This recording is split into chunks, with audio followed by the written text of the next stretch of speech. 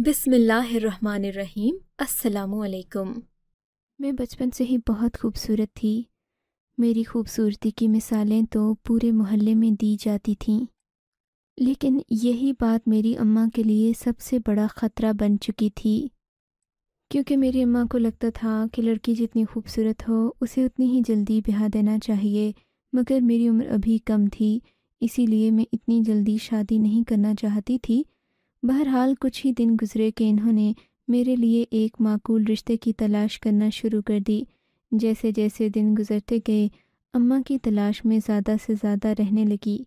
एक दिन बोली कि आ जाओ, मैं तुम्हें एक औरत के पास ले चलूं, वो तुम्हें देखकर ही तुम्हारे लिए कोई माकूल रिश्ता बता देगी। मैंने अम्मा को हैरत से देखा और पूछा, क्यों अम्मा, मेरे लिए क्या इस मोहल्ले में कोई लड़का नहीं है? क्या मैं इतनी गिरी पड़ी हूँ कि तुम मुझे एक औरत के पास लेकर जाओगी? अम्मा हंसकर बोली कि नहीं बेटी, ऐसी कोई बात नहीं। मैं तो सिर्फ ये चाहती हूँ कि मोहल्ले के आम से लड़के के साथ तुम्हारा रिश्ता ना करूँ, मैं तुम्हारे लिए कोई हीरा तलाश करूँ। मैं अम्मा की बातें सुनकर चुप हो गई। अम्मा दूसरी गली में वाक़ई एक औरत के घर ले गई। इस घर में दाखिल होते ही मुझे अजीब सा लगा। पूरा घर अंधेरे में डूबा हुआ था। मैं खुद को कोसने लगी कि यहाँ क्यों आ गई हूँ। अम्मा ने मुझे जल्दी से चादर ओढ़ा दी और उस औरत के सामने ले जाकर बिठा दिया। वो वाकई में कोई बड़ी उम्र की बूढ़ी भी लगती थी।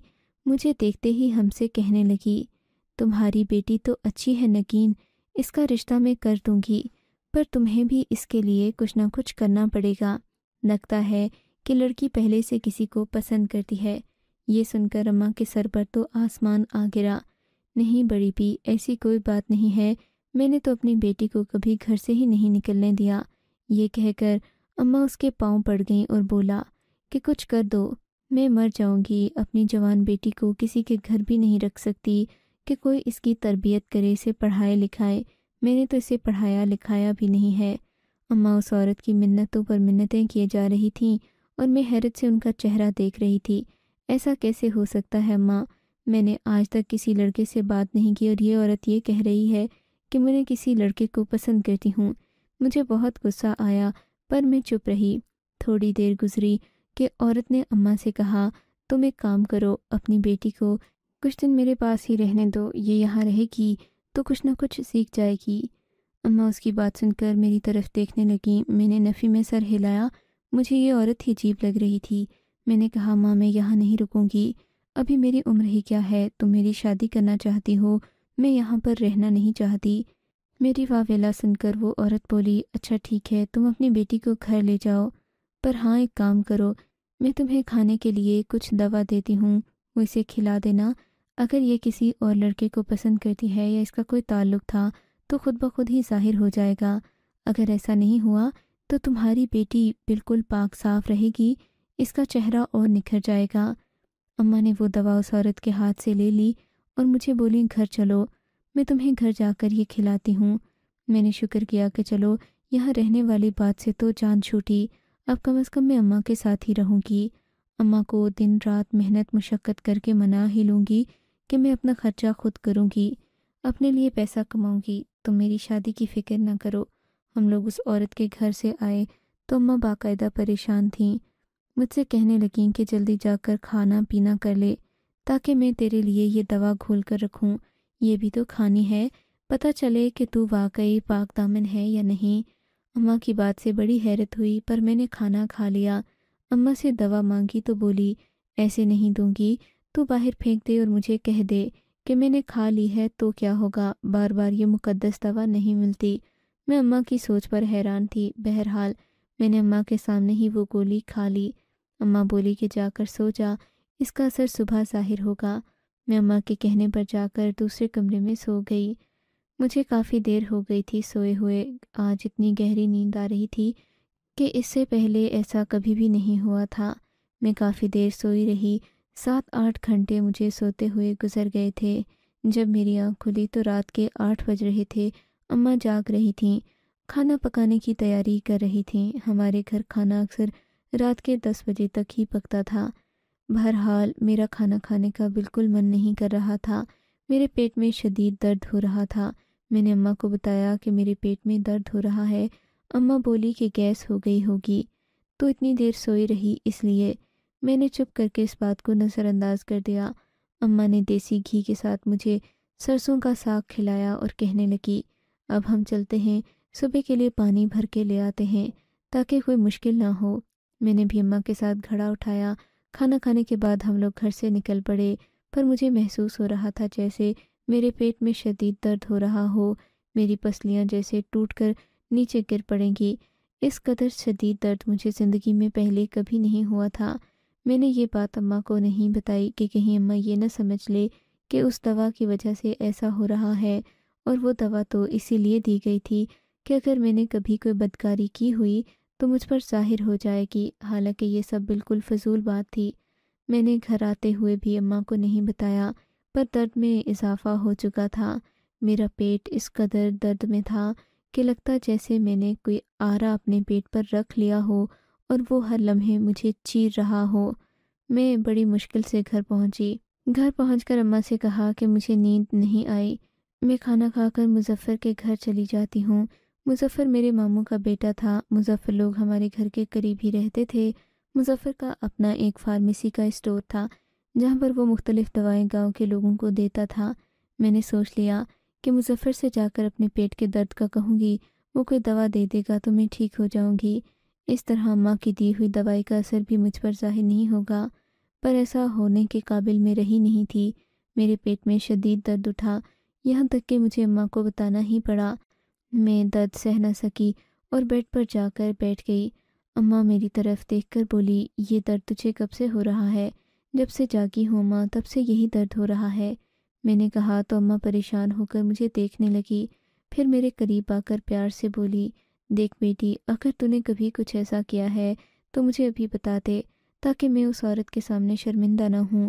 وہ بڑی پہنچی ہوئی ہے، مجھے تمہاری چچی نہیں بتایا ہے کہ یہ عورت واقعی پڑھی لکھی ہے، اور ہم جیسے لوگوں سے تو بات کرنا بھی پسند نہیں کرتی تھی، لیکن پھر اس کے دل میں کوئی ایسی بات آئی کہ اس نے سب کچھ چھوڑ چھاڑ کر اللہ کا راستہ اختیار کر لیا۔ یہ لوگوں کو اللہ کے راستے پر لاتی ہے، بڑی ہی نیک عورت ہے۔ اس نے کئی لڑکیوں کے رشتے بھی کروائے ہیں، کچھ تو شہر چلی گئیں اور کچھ گاؤں میں ہی رہ گئیں۔ اماں نے مجھے اس عورت کے مختلف قصے سنا کر قائل کر لیا کہ یہ درد اس دوا کی وجہ سے نہیں ہوا۔ میں نے بھی یہ بات مان لی، مگر جو بھی تھا مجھے شدید درد تھا۔ اماں کہنے لگیں کہ ابھی مظفر کے گھر نہیں جا سکتے، وہ کہے گا کہ بے وقت ہی آ جاتے ہیں، صبح ہوگی تو چلیں گے۔ اماں یہ کہہ کر سونے کے لیے لیٹ گئیں، مگر میرے پیٹ میں ساری رات شدید درد رہا۔ اب مجھے محسوس ہو رہا تھا کہ درد بڑھتے بڑھتے میرے پیٹ کا حجم بھی بڑھ رہا ہے۔ مجھے ایسا لگنے لگا جیسے میں کوئی بچے پیدا کرنے والی عورت ہوں جس کا پیٹ بڑھا ہوا ہوتا ہے۔ میں اب اس بات سے اور زیادہ پریشان ہو گئی تھی۔ صبح ہوتے ہوتے میرا پیٹ کسی مٹکے کی طرح ہو چکا تھا۔ اب مجھے لگنے لگا تھا جیسے میں ایک بیمار انسان ہوں، میری زندگی ختم ہونے والی ہے۔ صبح ہوتے ہی میں نے اماں کو فوراً جگا دیا۔ ابھی فجر کا ہی وقت تھا جب میں نے اماں کو جھنجھوڑ کر اٹھا دیا اور کہا، ماں بہت بڑی مصیبت ہو گئی ہے، میرے پیٹ میں شدید درد ہے، ایسا لگتا ہے جیسے میرا پیٹ ابھی پھٹ جائے گا، لگتا ہے میں نے پانی بہت پی لیا۔ اماں میری طرف شک بھری نظروں سے دیکھ کر بولی، تو سچ بتا دے، کیا تو نے کبھی ایسا کچھ نہیں کیا؟ مجھے تو لگتا ہے یہ پیرنی جی کی دوا کا اثر ہے، انہوں نے کہا تھا اگر تو کسی اور کو پسند ہوئی تو تیرے ساتھ کوئی نہ کوئی نشانی ضرور ظاہر ہوگی۔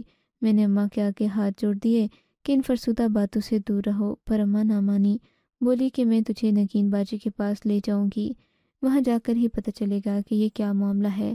اماں نے مجھے اسی وقت چادر اوڑھائی۔ ہم صبح سویرے ہی گھر سے نکل پڑے۔ بہرحال جہاں پر ہم لوگ گئے تھے وہ گھر ابھی اندھیرے میں ڈوبا ہوا تھا۔ میں نے اماں کو پریشانی سے دیکھا۔ مجھے لگتا ہے کہ یہ عورت ابھی نہیں جاگی، ماں واپس گھر چلو۔ میری بات سنتے ہوئے اماں نے کمرے کا دروازہ بجایا، تبھی 2 منٹ کے بعد دروازہ کھلا۔ وہی عورت نمودار ہوئی، اس کا چہرہ وحشت زدہ تھا پر آنکھوں میں چمک تھی۔ اماں کو دیکھتے ہی بولی، کیا ہوا ہے نگین، تم اس طرح میرے در پر کیوں آئی ہو؟ اماں نے روتے ہوئے کہا، بہن معاف کر دو، مجھے لگتا ہے کہ میری بیٹی سے واقعی کوئی غلطی ہو گئی، دیکھو اس کا پیٹ راتوں رات بڑھ گیا ہے۔ وہ عورت اپنی آنکھوں میں چمک لیے مسکرا کر بولی، ہاں مجھے بھی لگتا ہے کہ ایسا ہی ہوا ہے، تمہاری بیٹی نے ضرور کوئی نہ کوئی ایسا کام کیا جس کی اس کو سزا مل رہی ہے۔ یہ کہہ کر اس عورت نے سنگ دلی سے میری طرف دیکھا اور بولی، اندر آ جاؤ، میں اس کا علاج کرتی ہوں۔ اماں مجھے لے کر اندر والے کمرے میں آ گئی تھیں۔ میرا درد کے مارے برا حال تھا، لگتا تھا جیسے ابھی مر جاؤں گی۔ اس عورت نے مجھے اپنے سامنے بٹھا کر میری آنکھوں کے پپوٹے دیکھے اور بولی، بس تجھ میں ایک ہی بیماری ہے، تیری شادی نہیں ہوئی۔ اگر تیری شادی ہو جائے گی تو یہ تکلیف بھی کم ہوگی، کیونکہ شادی کرنے سے سارے گناہ دھل جاتے ہیں، پھر تو پاک ہو جائے گی۔ لیکن تیرے وجود میں جس کا گناہ پل رہا ہے وہ تو سامنے آ کر رہے گا۔ یہ بات سن کر میرے تو دل پر بجلیاں گر گئیں۔ یہ آپ کیا کہہ رہی ہیں پیرنی جی؟ میں نے حیرت سے پوچھا۔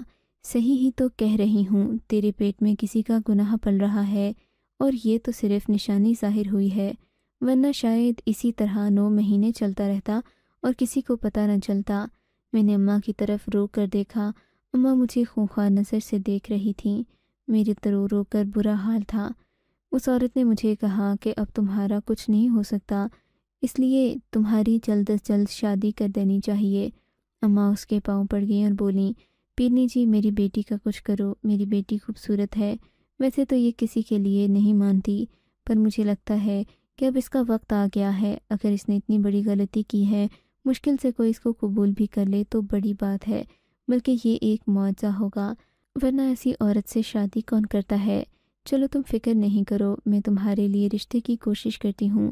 میری خوبصورتی کا غرور 2 پل میں خاک میں مل گیا تھا، کیونکہ اس عورت نے مجھ سے یہی کہا تھا کہ یہ میرے لیے کوئی نہ کوئی ایسا لڑکا ڈھونڈے گی جو مجھ سے شادی کر کے مجھے اپنی عزت بنا لے، پر میرے لیے مجھے لگتا تھا کہ کوئی اس محلے میں میرے قابل نہیں ہے۔ میں نے اماں کو یوں تو کہہ دیا تھا، لیکن صحیح بات ہے کہ محلے میں ہر لڑکا بے روزگار اور نشئی تھا، کوئی بھی ایسا نہیں تھا جس سے میری شادی ہو سکے۔ میں ایک نیک کردار کی مالک لڑکی تھی، آج تک کسی لڑکے کو آنکھ اٹھا کر نہیں دیکھا تھا، پر یہ بات حیرت کی تھی۔ پر یہ بات بھی عجیب تھی کہ میرا پیٹ اچانک بڑھنا شروع ہو گیا۔ مجھے پیرنی جی نے کہا کہ تم امید سے ہو، تم شادی والے دن ہی بچے پیدا کرو گی، اس لیے میں تمہاری جلد از جلد شادی کر دوں گی، اور ہاں، شوہر میرا مرید ہوگا تو وہ تم کو کچھ نہیں کہے گا۔ میں اپنے مریدین میں سے کوئی دیکھتی ہوں جو تم سے شادی کر لے۔ میں نے پیرنی کی بات سنی تو سخت غصہ آیا، پر اس سے زیادہ غصہ تو مجھے اماں پر آ رہا تھا، کیونکہ یہ سب کچھ کیا دھرا اماں کا تھا۔ نہ اماں اس عورت کے پاس جاتی، نہ مجھے یہ دوا کھلاتی، اور نہ میرے ساتھ ایسا کچھ ہوتا۔ بہرحال اس نے ہمیں کہا کہ اب تم لوگ یہاں سے چلے جاؤ، اگر کسی اور نے دیکھا تو بدنامی ہو جائے گی، کیونکہ صبح کے 6 بج چکے تھے اور یہ وقت بھی گرمیوں کا تھا۔ اماں نے کہا کہ ٹھیک ہے، اب ہمیں چلنا چاہیے۔ پھر اس عورت نے کچھ سوچ کر کہا، تم لوگ ناشتہ بھی کر لو، میرے کچھ مہمان ہیں، تھوڑی دیر بعد آنے والے ہوں گے، اس سے پہلے پہلے نکل جانا۔ اماں نے ناشتے سے معذرت کر لی اور گھر سے نکلنے لگی تو اس عورت نے ہمیں زبردستی روک لیا، بولی کہ ناشتہ تو کر کے جاؤ۔ اماں ناشتہ کرنے بیٹھ گئیں، اتنے میں وہ عورتیں بھی آ گئیں۔ انہوں نے بھی ہماری طرف دیکھا، خاص کر مجھے دیکھ کر وہ مجھے گھورتے ہوئے مجھ سے مختلف سوال کرنے لگیں۔ تب میں نے انہیں مجبوراً بتا ہی دیا کہ میرے ساتھ کیا مسئلہ ہے۔ یہ دیکھتے ہی وہ عورتیں مجھ پر تھو تھو کرنے لگیں۔ ان عورتوں نے مجھ سے کریت کریت کر ایک سوال پوچھا۔ میں نے تو یہی جواب دیا کہ میں ایسا کوئی واقعہ اپنی یادداشت میں نہیں رکھتی کہ میں نے کسی کے ساتھ وقت گزارا ہو، پر یہ سب جو بھی ہوا ہے میں اس سے بہت پریشان ہوں۔ وہ عورتیں مجھ سے کہنے لگیں، تم نے بلا وجہ تو اتنی سزا نہیں پائی، ضرور کوئی نہ کوئی حرکت تم سے ہوئی ہوگی۔ میں اور زیادہ دکھی ہو گئی تھی، ادھر ہی رونے لگی۔ تب پیرنی جی بولی کہ تم اور تمہاری ماں گھر چلے جاؤ۔ ہم لوگ وہاں سے نکلے۔ اب پورے دن کی روشنی پھیل چکی تھی۔ اسی وجہ سے کہ لوگ مجھے دیکھ نہ لیں، اماں نے مجھے بڑی سی کالی چادر اوڑھا دی تھی، پر گلی سے گزرتے ہوئے جو بھی ہمیں دیکھتا وہ غور سے دیکھتا، کیونکہ میں نے اس سے پہلے کبھی اتنی بڑی اور لمبی کالی چادر نہیں اوڑھی تھی، پر آج میں سر سے پاؤں تک چادر میں ہی ڈوبی ہوئی تھی۔ اماں نے مجھے سمجھا دیا تھا کہ کسی سے کوئی بات نہیں کرنی۔ وہ تو پہلے ہی مجھے کوس رہی تھیں کہ تم نے ان عورتوں کو اپنا مسئلہ کیوں بتا دیا۔ ہم لوگ گھر آ گئے۔ میں نے مارے پریشانی کے کھانا بھی نہیں کھایا اور سونے کے لیے لیٹ گئی۔ سونا کیا تھا، بس میں دنیا سے چھپنا چاہتی تھی۔ اماں بھی جائے نماز پر بیٹھ کر اللہ سے دعا مانگنے لگیں۔ نہ جانے اماں اتنی بے وقوف کیوں تھیں، مجھے اچھی طرح یاد تھا، اور یاد ہے کہ میں نے کبھی کسی لڑکے کو آنکھ اٹھا کر بھی نہیں دیکھا، پھر یہ معاملہ تو بہت بڑا الزام اور تہمت ہے۔ میں دل میں سوچنے لگی، اللہ سے دعا کی کہ وہ مجھے اس مصیبت سے نکالے۔ شام کو ہی ایک عورت اماں کے پاس آئی اور بولی کہ تمہاری بیٹی کا رشتہ مل گیا ہے، اسے جلد از جلد بھیجا دو ورنہ تمہارا نام خراب ہو جائے گا۔ میں نے اماں سے کہا کہ اماں تم مجھے بہانے کی کرو، اب میں کسی سے بھی شادی کرنے کو تیار ہوں۔ میرے سر پر جو بدنامی کا داغ لگ چکا ہے وہ شاید کبھی نہ مٹ سکے۔ اماں نے اس عورت سے کہا کہ تم میرے لیے کوئی بھی رشتہ لے کر آ جاؤ، میں وہ قبول کرنے کو تیار ہوں۔ تب اس عورت نے میرے چچا کی بیٹے کا نام لیا۔ میرے چچا کے بیٹے کا نام ماجد تھا۔ ماجد دن بھر کبوتر اڑاتا رہتا تھا، مگر بہت ہی نکما اور ہڈ حرام قسم کا لڑکا تھا۔ میں اسے کبھی دیکھنا بھی پسند نہیں کرتی تھی، اور آج میری شادی کی باتیں اس سے ہو رہی تھیں، وہ بھی بڑا احسان کر کے کہ ایسی لڑکی کو تو کوئی قبول ہی نہیں کرتا۔ پر پھر ایک عجیب واقعہ ہوا، میرا رشتہ ماجد کے ساتھ طے پا گیا، پر عین نکاح کے موقع پر ماجد بگڑ گیا۔ بولا کہ میں ایسی بدکار لڑکی سے شادی کروں تو اس بات کی کیا گارنٹی ہے کہ یہ کل کو کسی کے ساتھ نہیں جائے گی، اور میں اسی چیز کی گارنٹی لینے کے لیے آپ کا مکان اپنے نام لکھواؤں گا، تاکہ اگر یہ کوئی غلطی کرنا بھی چاہے تو بے گھر ہونے کے خوف سے کچھ نہ کر سکے۔ میں ہکا بکا رہ گئی تھی، میری عزت تو دو کوڑی کی ہو کر رہ گئی تھی، یعنی میری گارنٹی کے لیے بھی میری ماں کو اپنی چھت کی قربانی دینا پڑ رہی تھی۔ اماں اور کیا کرتی، مکان بھی لکھ کر ماجد کے نام کر دیا اور میری شادی ماجد سے کر دی۔ نکاح کے فوراً بعد ہی ماجد نے مجھے تانے دینا شروع کر دیے کہ تم ایک بدکار لڑکی ہو۔ تبھی کمرے کے دروازے پر دستک ہوئی۔ میری چچی نے دروازہ کھٹکھٹایا تھا۔ میں نے ان کی طرف دیکھا تو وہ ہنستی ہوئی اندر آ گئیں، میرے سامنے بیٹھ کر بولیں، تو بڑی پڑھی لکھی بنتی تھی نا، دیکھ لیا آج کیا حشر ہوا، اسی لیے کہتے ہیں کہ اپنے بڑوں کے سامنے زبان نہیں کھولنی چاہیے۔ میں چچی کی باتیں سن کر حیران ہو گئی۔ میں نے کچھ نہیں کیا چچی، یہ تو وقت برا ہے، قسمت نے مجھے یہاں پہنچایا، ورنہ میری قسمت یہ تو نہ تھی۔ تب چچی ہنستے ہوئے بولیں، یہ قسمت نہیں، اسے چالاکی اور عقل مندی کہتے ہیں میری جان۔ میں نے حیرت سے ان کی طرف دیکھ کر پوچھا، کس بات کی عقل مندی چچی؟ کچھ نہیں، تم یہ گولی کھا لو، تمہیں صبح سمجھ آ جائے گی۔ یہ سن کر مجھے بہت برا لگا، پر میں خاموش ہو گئی تھی کیونکہ میری عزت تو دو کوڑی کی رہ گئی تھی، اب میں کسی سے کیا بات کرتی۔ میں نے وہ گولی لے کر کھا لی۔ اب تو مجھے دل چاہتا تھا کہ میں زہر کھا لوں، ہمیشہ کے لیے سو جاؤں۔ بہرحال وہ گولی میں نے لے کر کھا لی۔ میرا دل بہت برا ہو چکا تھا۔ میں سونے کے لیے لیٹ گئی۔ ماجد نے بھی مجھ سے کوئی خاص بات چیت نہیں کی۔ جب صبح میری آنکھ کھلی تو مجھے اپنا وجود ہلکا سا محسوس ہوا۔ میں نے اپنے پیٹ پر ہاتھ رکھ کر دیکھا تو وہ سارا حجم ختم ہو چکا تھا، میرا پیٹ پہلے جیسا ہو گیا تھا۔ یہ دیکھ کر مجھے بڑی حیرت ہوئی تھی۔ مجھے حاجت ہوئی، میں فوراً غسل خانے کی طرف بھاگی۔ میرے جسم سے سارا پانی نکل چکا تھا اور اب میں ہلکا پھلکا محسوس کر رہی تھی۔ میں غسل خانے سے باہر آئی تو چچی سامنے کھڑی تھیں۔ میرا پیٹ دیکھ کر بولیں، تمہارا بچہ پیدا ہو گیا، بلکہ ایک نہیں 3 بچے پیدا ہوئے ہیں۔ یہ سن کر چچی ہنسنے لگی۔ میں نے ان کی طرف دیکھا، مجھے سمجھ نہیں آئی۔ اب میں سمجھی تھی کہ بچے والا ناٹک صرف اس لیے کیا گیا کہ چچی جان میری جائیداد یعنی میرے باپ کا دیا ہوا واحد مکان ہتھیا سکیں، اور اس پریشر میں آ کر اماں کو بھی اس قدر تنگ کیا کہ اماں بیچاری نے میری شادی ان کے نکمے بیٹے سے کر دی تھی۔ میں ساری چیزیں میرے دماغ میں چلنے لگیں۔ مجھے اپنی چچی سے سخت نفرت محسوس ہوئی، بلکہ اپنے شوہر سے بھی گھن آنے لگی۔ میرا دل چاہا کہ زمین پھٹے اور میں اس میں سما جاؤں۔